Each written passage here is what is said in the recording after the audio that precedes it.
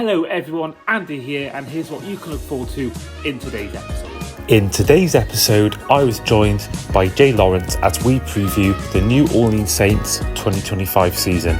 Jay discusses the quarterback room. But I suppose that the big thing, this is actually the big thing, this whole off-season, and the thing that no doubt will change this next season in 2025, is Derek Carr retiring. Jay also talks about Cam Jordan in what could be his last ever season in the NFL.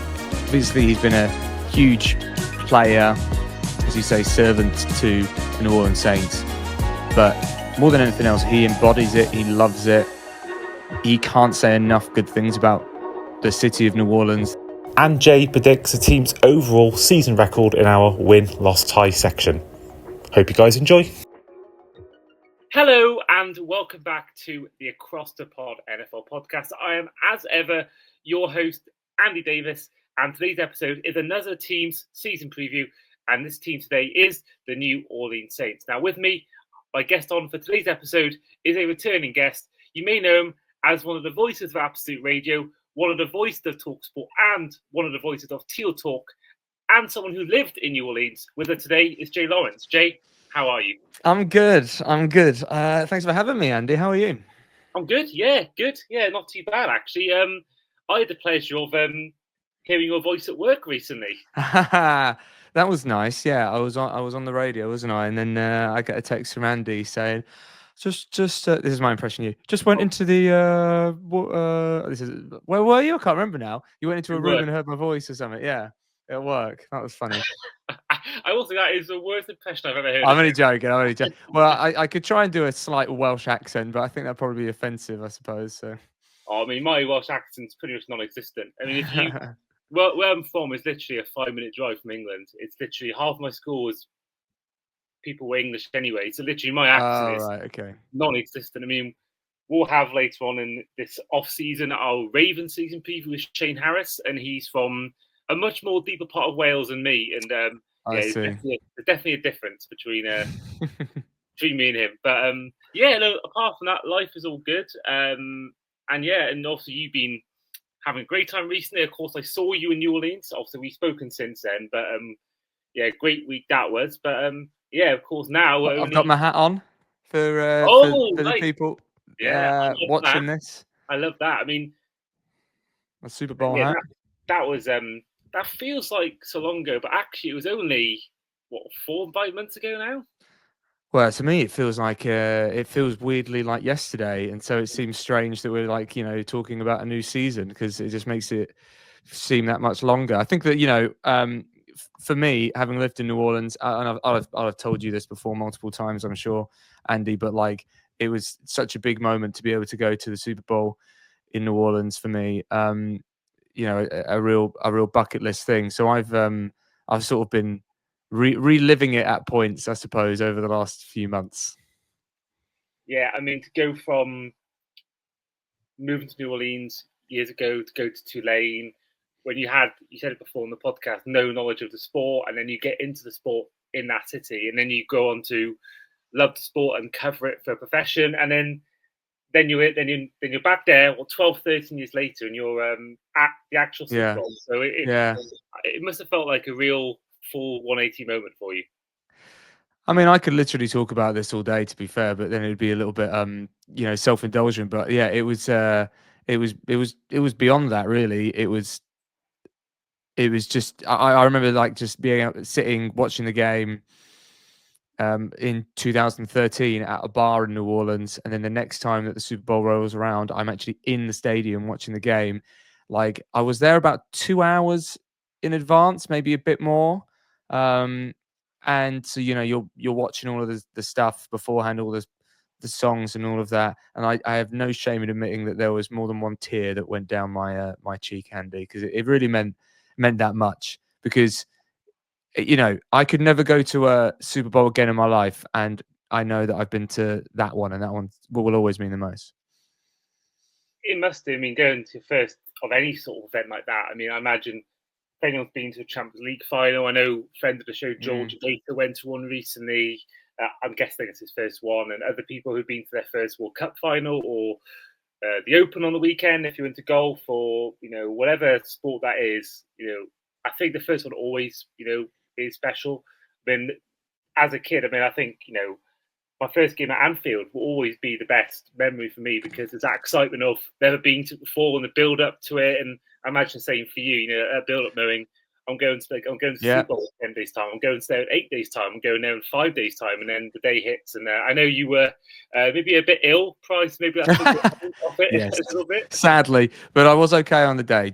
Just about. I was okay on the day, so it was fine. My first game at Anfield was Liverpool Man City, and we lost 2-1. So, I'm gonna try and get bad memories. That was when this was a long time ago, Andy. So I don't think I don't put it this way. Nicholas Anelka scored for Man City. 2003. Whoa! Well done, Andy. Yeah, well done. Thank you. It was. I think it was May 2003. Yeah, I think it was. Yeah, so long ago. Yeah. Well, my first season watching Liverpool was the 2001, 2002 season. It was a year before signing El Hadji Diouf and that terrible transfer window. I remember getting a Michael Owen shirt, and that was afterwards. I think it was definitely 2001, 2002. I remember being in the Champions League and going out the group stage, and then so I think that first early stages, my memory's pretty good of it. I remember that era quite well. Yeah, it was a good era, but also a bad era at the same time, I suppose, for Liverpool. But it got good. It got good. Yeah. I was thinking literally the other day, I only saw us win one trophy my whole time in secondary school, and that was the 2012 League Cup. I was in primary school when he won the Champions League Cup, and I was well past school when he won the Champions League. So it's But then it got good. It got good. Yeah. It got good when you're an adult. So that's what matters, I suppose. Yeah, exactly. Well, let's head on to the New Orleans Saints, to their 2025 season. Let's head into the ins and outs of this off season. The main ones include the likes of Justin Reed, the safety, Isaac Yiadom, Jonah Williams, Velus Jones Jr., Brandon Cooks, as well as the likes of Terrell Burgess and Donovan Peoples-Jones, as well as via trade, Davon Godshaw, who came via the New England Patriots. And then the main outs include running back Jamal Williams, Hall of Fame quarterback Ben DiNucci, running back Jordan Mims, and also quarterback Derek Carr to retirement. And then the draft included, in total, 8 picks, and the first 3 taken were Kelvin Banks Jr., the tackle out of Texas, 9th overall, quarterback out of Louisville, Tyler Show, 40th overall, and Vernon Broughton in the 3rd round, 71st overall, the DT out of Texas. So, Jay, overall, your thoughts on the Saints' general offseason? Wow, it's a good question, a broad question, and one that I'm not quite sure how to answer, to be honest with you, Andy, because there's a lot to not love about it. But part of me also thinks that there was never going to be an off season which really made Saints fans happy, because the team are just not in a situation right now where they are competing. Now, look, there's going to be loads of Saints fans that are happy and also unhappy with Tyler Shuck being drafted in the 2nd round, the quarterback who has injury issues. Some people are going to think that he was drafted quite high. Is he going to be the starter? Is it going to be Spencer Rattler? But I suppose that the big thing, this is actually the big thing, this whole off season, and the thing that no doubt will change this next season in 2025, is Derek Carr retiring. There is no doubt that Tyler Shuck, Spencer Rattler, they could be as good as they wanted to be, but in reality, Derek Carr was always going to be the starter. However, with him retiring, it's opened the door. Derek Carr, say what you want about him, he wasn't a bad quarterback. Now, is he going to win you a Super Bowl? Not probably in 2025, but he was never a bad quarterback. Ryan Ramczyk retiring as well. We kind of knew that this was going to happen. He didn't play last season as well, the offensive tackle. One of the best in the league for quite a few years, but because of injuries, he's decided to retire at quite a young age, to be fair. He's not there anymore as well. So you've gone, again, we knew that was going to happen, but in theory, if they were both playing, you've got Derek Carr and you've got a good offensive tackle there as well. I think that overall, it is not going to light the world on fire. There are some good signings. Justin Reed, safety, going alongside Honey Badger. That's great. Aging safety pair, but it's a good pair. I'm not displeased about that. Brandon Cooks is fine. It's not bad. It's not good, I suppose, to be your third or fourth wide receiver. So it's really just looking, and then of course and Chase Young as well coming back as well, and Cam Jordan, I suppose too.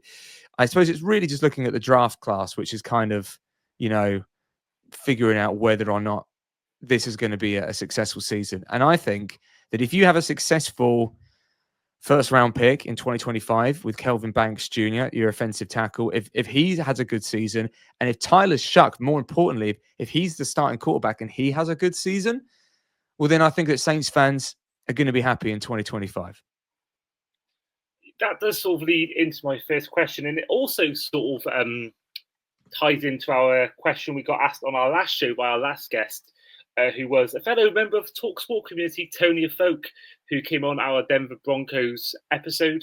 And my first question was really about your thoughts on the QB room, and you've answered a small bit of it then. You talked about Tyler Shuck, and I did say Show. I didn't realize it was Shuck. And you talked about Derek Carr leaving. And in the last episode, Tony did ask our next guest, which is you, Jay, who you think will start come week 18. And this is really leads well into the Saints because, it's not a clear situation. Tyler Shuck is the right now the guy projected to start, but I think that what we've seen in the NFL, especially rookie quarterbacks, they can easily, be put on the bench if they're not performing to save themselves. I mean, we've seen many quarterbacks in the last few years have this moment. Tua Tagovailoa coming in and being benched again, and there's no guarantee that Shuck is gonna be there come week 18 because he's not a first overall pick. He wasn't a highly touted player, and Spencer Rattler, hasn't had a great time in the NFL, but you never know what he could do. So, yeah, what do you see sort of happening with that QB room, and who do you think will be the main guy in week 18? Do you think it's Tyler Shuck, or do you think maybe someone else could come in via free agency, or do you think maybe Spencer Rattler could become good? I don't see anybody coming in via free agency. I think it defeats the point of drafting Tyler Shuck, and you've also got Spencer Rattler in the room as well there. They're not going to be competing. You're going to be, who are you going to get that isn't going to be just your second quarterback, third quarterback, in free agency? I think it's likely that Shuck is going to be the starter come the end of the season. My only not concern, but my only thought really is, well, where are the Saints going to be come the last week of the season? So, for example, if they are, really down and out, that, they are no longer in the playoffs, they're no longer in playoff contention, then Tyler Shuck is going to be starting no matter what, in my opinion, because you're going to be giving him the reps, the first team action, the experience in the league, even when the game doesn't matter for the Saints. Now, it really depends on how the season goes before that and who starts the season to who I see ending the season there. So I think it's likely that Tyler Shuck starts, but Spencer Rattler, by all accounts so far, has been the more competent. But, training camp hasn't even started yet. I'm going to say that Tyler Shuck is going to be in week 18. Unless Spencer Rattler starts and balls out for the whole season, I just think that that's inevitability. Yeah, I mean, I remember seeing Spencer Rattler at times last season, and it wasn't pretty. I mean, obviously not the ideal situation for a quarterback to be in. It's people who've come into better situations as rookies in the NFL or sophomores. But from what I saw, it wasn't great shakes. And of course, one incoming we didn't mention was Dennis Allen. Was Kellen Moore as the head coach. Of course, he won the Super Bowl as a coordinator in New Orleans, so he's obviously well accustomed to winning in that stadium. Not sure how many wins he'll get in that stadium come 2025, but of course, he's been long touted to have a head coaching job. Long time coordinator, spent time with the Chargers and the Cowboys, and built up a good rep. And yeah, do you think that maybe it's not something I actually planned to ask you, but what was your thoughts on the hiring? I mean, he's finally getting his chance to start. I mean, it's you've been given a tough gig. I mean, it's not the best team to work with, but how are you feeling about that? About his arrival? Because it is going to be his first time as head coach, and we've seen many coordinators have good times as OCs or DCs or whatever they are role wise, and then they come to a head coach, and a lot of them, don't work out. But then some do, like Sean McVay, for example. So, what's your thoughts on Kellen Moore going into the season as well? I'm just pleased that it's an offensive-minded head coach that is back in the Superdome, to be honest with you. Obviously, Sean Payton there for many years, and it was a mostly exciting time with him taking the reins of the Saints. Dennis Allen, it just didn't work out. I wanted there to be an offensive-minded head coach. There looked to be some defensive names touted.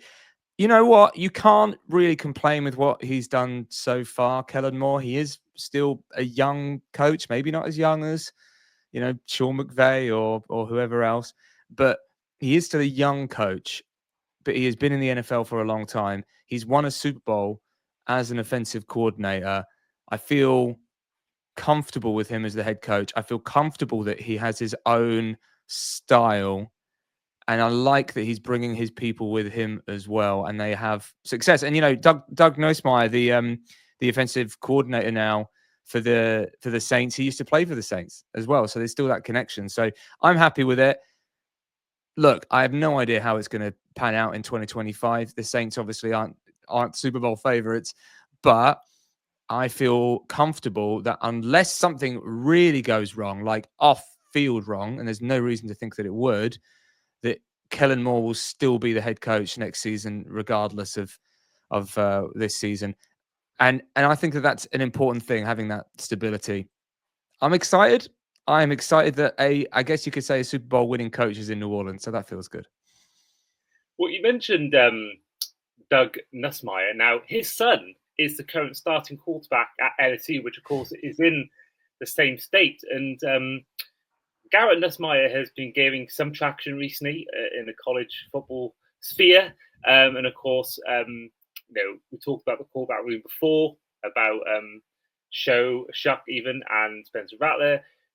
If neither of them work out, there's no guarantee they'll be either of them starting in a year's time or 2 years' time. Now, that's why it's important to make sure that Shuck gets the reps, that Shuck is able to appear on a field for a substantial amount of time in this season, because you're exactly right, because there's no guarantee that either of them are going to be starting come 2026. So let's say the Saints do have a bad season. Well, you don't want to have started Spencer Rattler the whole season thinking, well, we're gearing up to start Tyler Shuck next season, but then you've got the first overall pick. Do you know what I mean? You need to know what you've got. And I think that's why I think that Tyler Shuck is going to be getting a substantial amount of game time this season. He's not a first round pick, as you say. But if he does struggle, then his dad's there in the coaching staff. Whether he'll be a first round overall pick, I don't think. From what I've heard, he will be a first overall pick. But certainly, they could take a gamble on one of the coach's sons. You never know. You never know. Fun fact, he was actually on Channel 5's End Zone about 3 years ago, Garrett Nussmeier. That's a fun fact for all of you listening at home or watching. Anyone who's watched. Doing what? It was like they were going through like high school. They were interviewing high school quarterbacks. Nice. He was there. He was incredibly cocky. I'm sure many quarterbacks are in high school. I remember Spencer Rattler was on Netflix, wasn't he? So you can't forget that. So he's already been on British TV, Garrett Nussmeier. So if he has become a star, I'm sure if it got to that point where he was a top pick in the draft, and I'm sure that pick will come to him again. I'm sure that footage, I should say, will come out. For sure.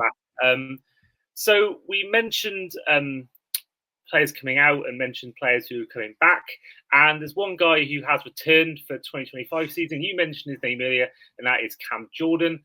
Only 1 year extension, 2025. Now, it is widely seen by many that this could be his last season in the NFL. Of course, a long-time servant in the franchise, was drafted in the first round back in 2011. Has gone on to secure 8 Pro Bowl appearances and 1 All-Pro 226 total games.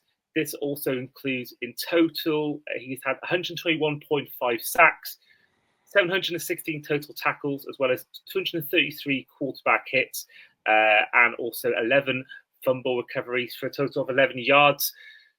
Now, this most likely could be his last year. I mean, what a servant he's been to your franchise.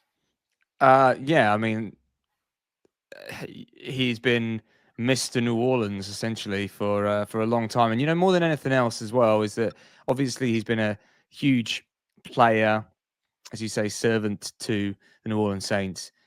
But more than anything else, he embodies it. He loves it. He can't say enough good things about the city of New Orleans, the community of New Orleans. And you know what? I mean, it's easy, and this is just the NFL, isn't it? For players just to go and play here and play there, and maybe do bits and bobs in the community or whatever. But when you are truly passionate about a certain place, and bear in mind that what is it? I think he grew up in. Am I right? He grew up in Minnesota. He went to go play in at Cal, so he's got no connection to New Orleans, and he comes here and he's just embodying it. And for the large part of his career, was one of the best, defensive ends in the whole of the NFL. The last couple of years has maybe not had as much, time on the field as he'd want as well. And actually, he's been very vocal about that as well. And he's been vocal about how he hasn't loved the coaching staff, particular members of the coaching staff, especially at the beginning of last year as well. So you do hope that, Brandon Staley coming in, maybe there's going to be a role that Cam Jordan can really prove that he still has it. It might be his last season, but, we said that last year as well. If he has a good season, then I can't see him wanting to hang up the cleats just yet. But we'll have to wait and see what happens this season for him, I think. And, of course, someone you met in New Orleans. Yeah. I'm sure you were expecting this. Something you said yourself, maybe not your best photo, but I'm sure it must have been amazing just to meet him. I mean, absolutely not my best photo. I mean, it was a dreadful photo. So this was at a Super Bowl party, right, in New Orleans. So in February, and you were there, Andy. It was the International Super Bowl party, media Super Bowl party, and I was expecting it to be not a small party, but I was expecting it to be like, I don't know what I was expecting it to be. Not what it was. It was mega. It was mammoth. It was way bigger than I was expecting. I mean, there was like 30 food stalls from New Orleans, just everywhere. So I was just eating. Beignet here, beignet there, beignet everywhere. There's live music going on. There's all these, because it was in Mardi Gras World. I should have clarified that. It was in Mardi Gras World, which is where they hold all the Mardi Gras floats, and it is massive. It is on the river. So then you just go into this new area and you're like, oh, there's a new area. And then you go into another area and you're like, oh, there's a new area. You go into another area and Cam Jordan's there. Cam Jordan's just there taking photos. So I thought, well, I'll have a photo. Why not? So I go over to have a photo and someone's in front of me. And then he goes, last photo, guys, last photo. So I just have to get in this person's photo without anybody knowing, basically. So that's why the photo is so bad, because he's taking a photo with somebody else. So I'm just in the back, and I just make a stupid face because I probably had a couple of drinks. Very bad photo. But you know what? I've met Cam Jordan, sort of. Actually, I've met him before. Actually, that's a lie. I was in the Saints locker room in November in New Orleans when I went out then, and so obviously you get to ask questions and stuff. So I asked a question to him then. So we're basically best mates. Yeah, I know what you mean. Sometimes when that pressure's put on you by being told, "Oh, it's the last photo," it does make you think differently. I mean, even when I've had to ask a question very last minute because someone's gone. We got one more question left. I have to try and get something out quickly and get your point across, because those things are crazy. It's a bit like an auction house meeting with a queue for a ride at Disney World. It's just absolutely insane. Everywhere you go, it's just trying to get your question asked. And I can imagine it's the same in that situation. And yeah, that party was nuts, I found, because I wasn't really going into it with any sort of expectations. I thought it'd be like, exactly like you said, I thought it'd be a small little gathering with just a few people here and there, not there to be so much stuff. And there was like live snakes as well. I didn't go near that, but there was live animals you could hold.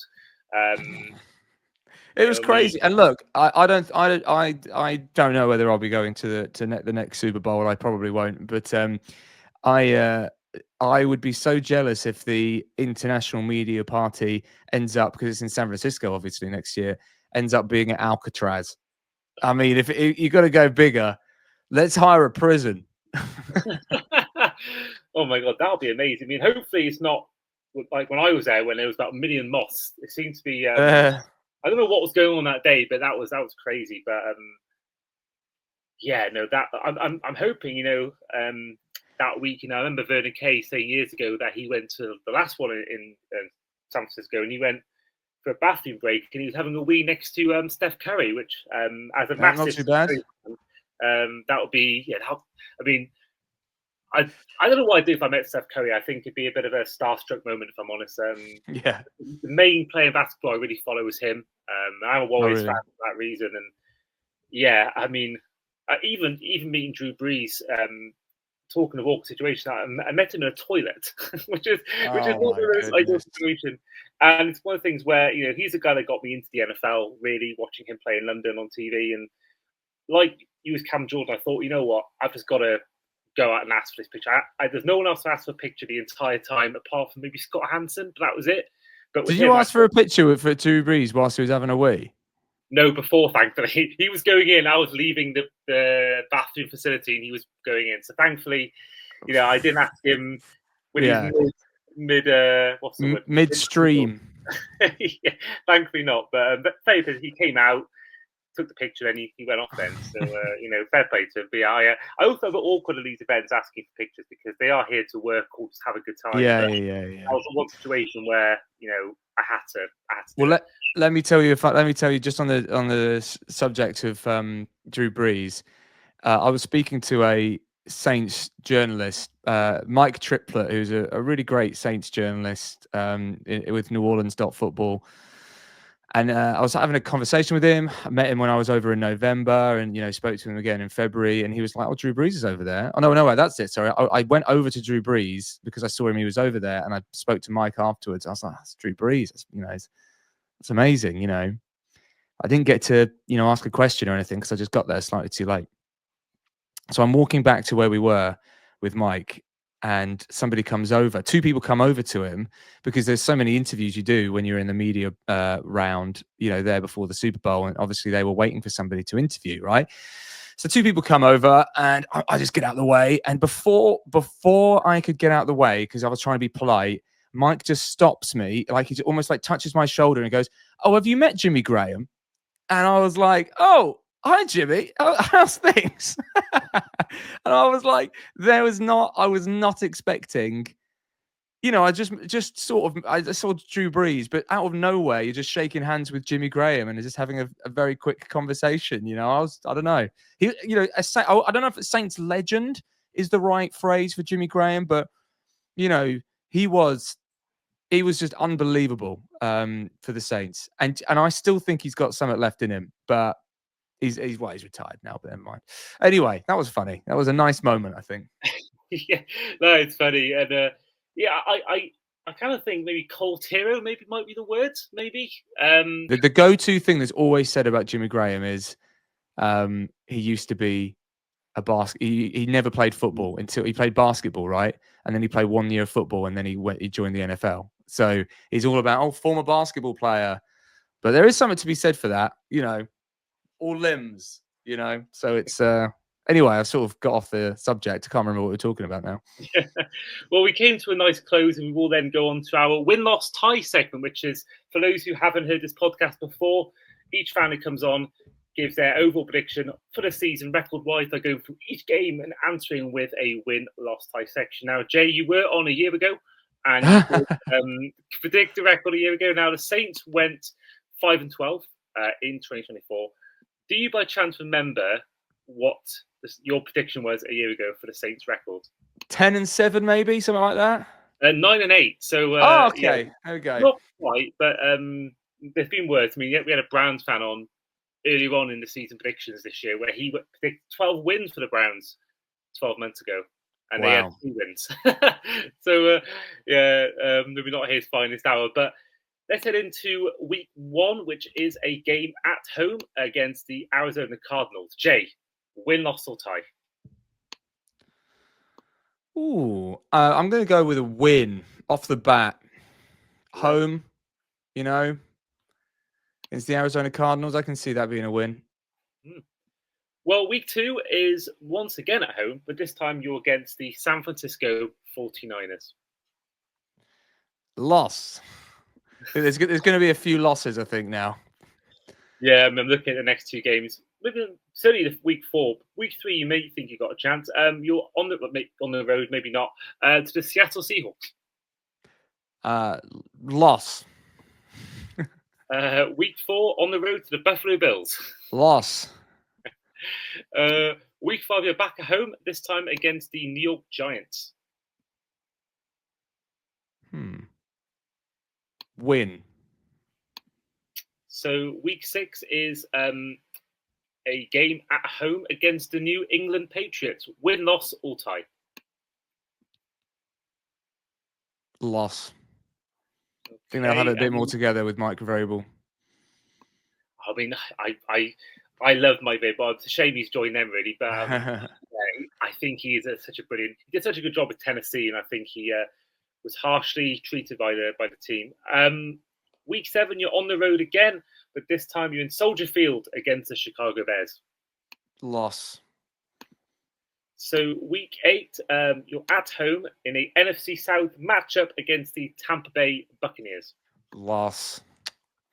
Becoming a little bit of a run now. Well, week 9, you're on the road to the Los Angeles Rams. Loss. Come on. Give me one. Give me one we can win. Well, this one you might think is a chance. It's on the road to the Carolina Panthers. Let's go with a win. Yeah, they still got some stuff to do. Let's go with a win. Okay, so week 11 is the bye week. So then week 12 is a home game against the Atlanta Falcons. Always a win against Atlanta. Week 13, now careful for your answer here. You're on the road to the Miami Dolphins. Loss. We'll go with a correct loss. Answer. Week 14, you're on the road again, but this time you're once again facing your NFC South rivals in the Tampa Bay Buccaneers. Loss. So week 15, you're once again taking on the Panthers, but this time at home. Yeah, let's go for a win. We can get a win. Okay, so that means you're currently into week 16, and that is a home game against your final home game of the season, actually, at home to the New York Jets. Loss. Okay, so then week 17 is a road game in Nashville against the Tennessee Titans. Loss. And then finally, I can't believe I said that. I mean, to be fair, Titans, you don't know what Campbell's going to be like. Could he be like C.D. Stroud and Daniels and take him far, or could he be one of the strugglers? So it's always tough, always looking quarterbacks. It's always really hard to predict. Week 18, your final game is a road game against the Atlanta Falcons. Win. That's a win. Yeah. Okay. So that means you will end the season with a 6-11 record. Okay. Well, it's not brilliant. It could have been worse. I probably have less wins, if I'm honest, for the Saints than 6. But 6 is good. It's not enough to make the playoffs, but no. You're not going to be embarrassed to be seen as the worst team in the league with that record. So I think overall, it's one win more than the year before. I think there's room to be positive about that one. Well, when you put it that way, yeah, I suppose. But last year was a bit of a